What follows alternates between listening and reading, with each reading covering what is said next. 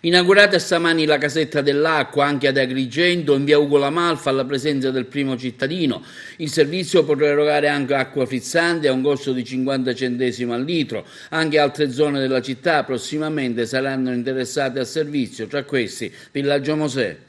Finalmente anche ad Agrigento le casette dell'acqua, un processo che è iniziato oramai quasi 2 anni or sono, tra procedimenti autorizzativi, allacci d'acqua e quant'altro. La prima casetta qui nel centro della città, a Piazza Ugo La Malfa, la prossima Villaggio Mosè. Abbiamo la voglia di realizzare una sorta di rete, soprattutto in tutte le aree periferiche della nostra cittadina, perché realizziamo un obiettivo che secondo noi è fondamentale in quella lotta che stiamo combattendo tutti quanti, a fare in modo che la nostra città possa essere plastic free.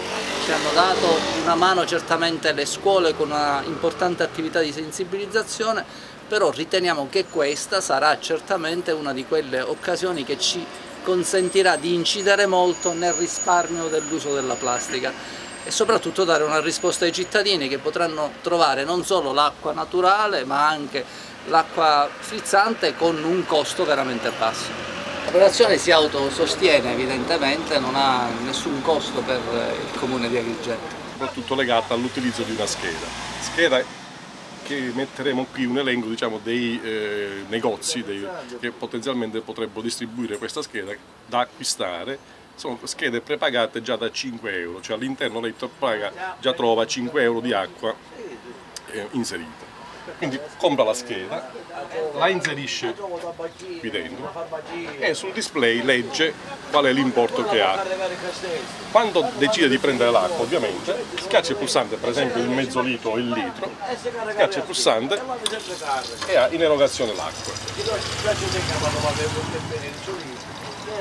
L'erogazione comporta chiaramente scalare il credito dalla scheda.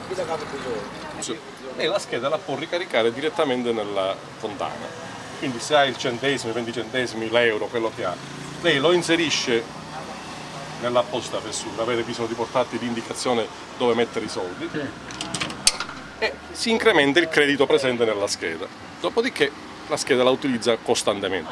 Se non ha la scheda può anche utilizzare direttamente le monete.